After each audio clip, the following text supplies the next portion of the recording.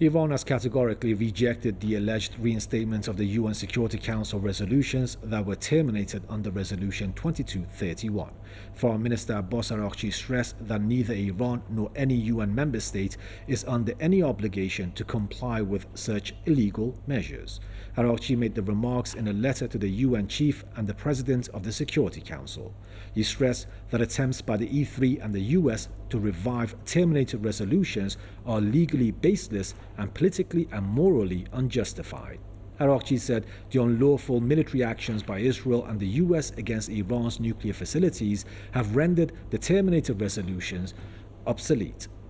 Bringing examples of the European Troika's violations of the 2015 agreement, he said they have lost any standing to invoke the so-called snapback mechanism.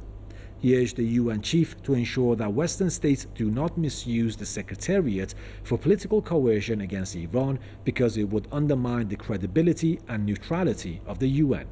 Araghchi stressed that Iran will defend its sovereign rights and interests firmly, and any attempt to harm the country will be met with appropriate responses.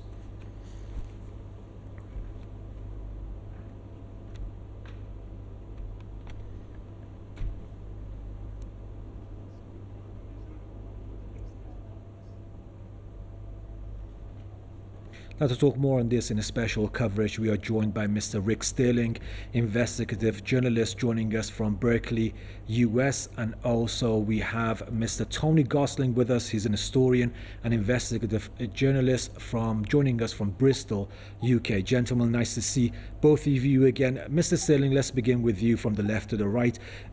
Your thoughts on the reimposition of the sanctions, and do you also believe that the E3's move to be illegal, as Russia and China have called it legally invalid? And do you think the European sides were pressured by the US and also Israel to go ahead with the so-called snapback mechanism? Yeah, well, what the current events are really calling into question international law because it's being floated so widely. Here we had the Joint Comprehensive Agreement with Iran, which took years to negotiate. It involved the entire United Nations Security Council, and they came to an agreement in 2015, and just a few years after that, Donald Trump discarded it at will and in full compliance as his Israeli donors wanted. The irony here is that Iran is a member of the Non-Proliferation Treaty. Israel is not. Iran does not have a nuclear weapon. Israel does. Iran signed the agreement to limit enrichment and have inspectors. Israel has never done that, of course. And Iran is a peaceful country, whereas Israel is at war with 6 neighboring countries in the region. So it's really Israel that should be sanctioned.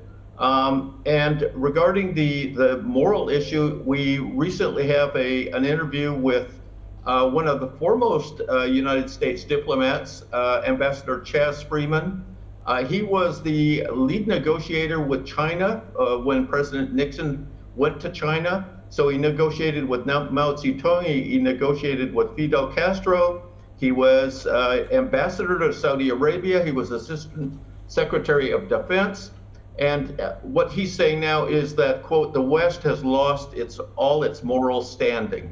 And he also says, I consider the Europeans to be pathetic. They are what I call the coalition of the deluded. So that's his assessment. I think it's very accurate. That's right, Mr. Sterling. Mr. Gosling, sorry for the wait. Mr. Gosling, the Islamic Republic has endured Western sanctions for decades and yet never yielded to Western pressure and always reiterated that it never will. So sanctions don't seem to be the way to deal with Iran. And as Iran says, constructive dialogue and diplomacy is the best way forward. Basically, bullying just doesn't work with Iran. Your thoughts on that? Well, look, these sanctions, what started to happen is the sanctions have been being abused, haven't they? So we have sanctions on Iran and yet not against Israel, which is committing a genocide. We have, for example, refugees welcome in Britain from Ukraine, but not from Gaza.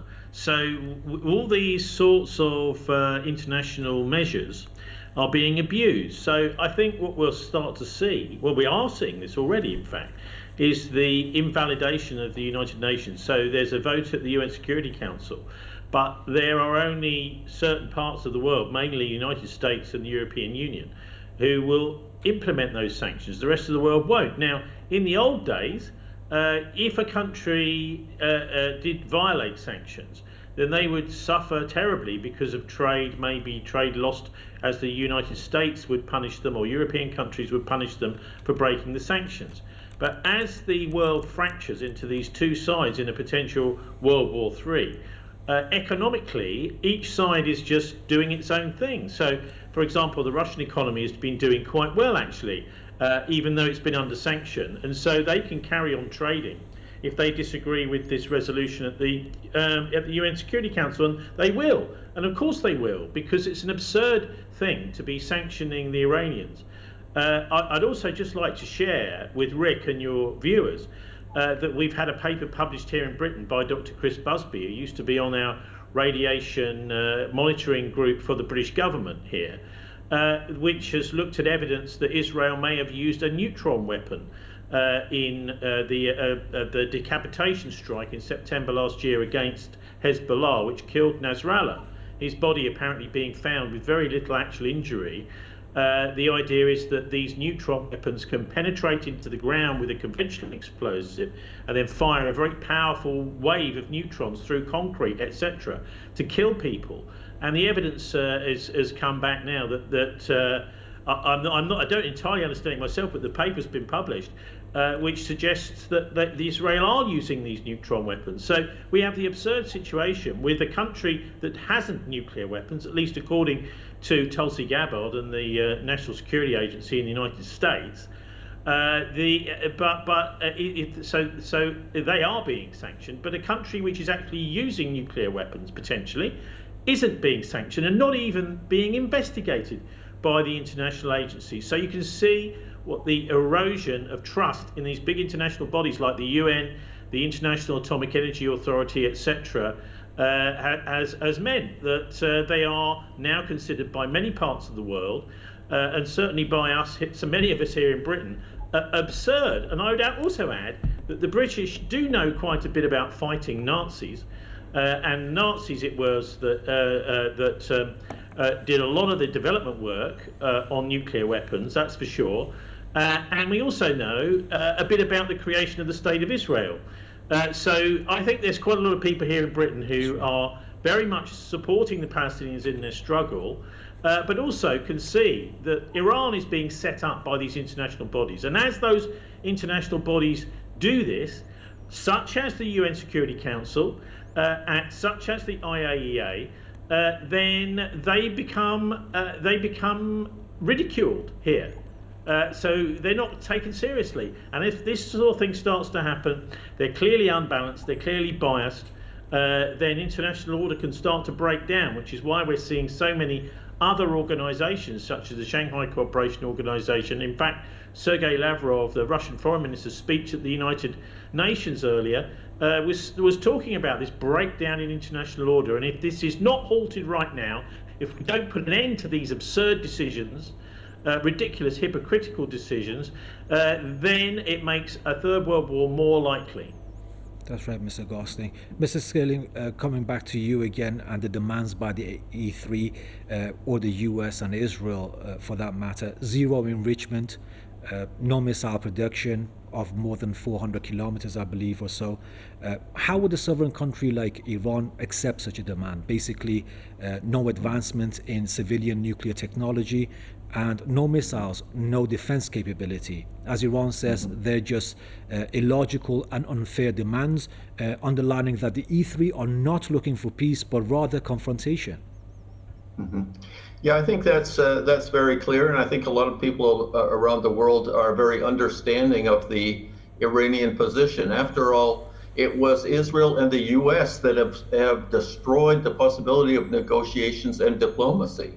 Iran was acting in good faith, and then Israel not only killed Hamas negotiator Ismail Haniyeh when he was in Tehran. The U.S. pretended to negotiate with Tehran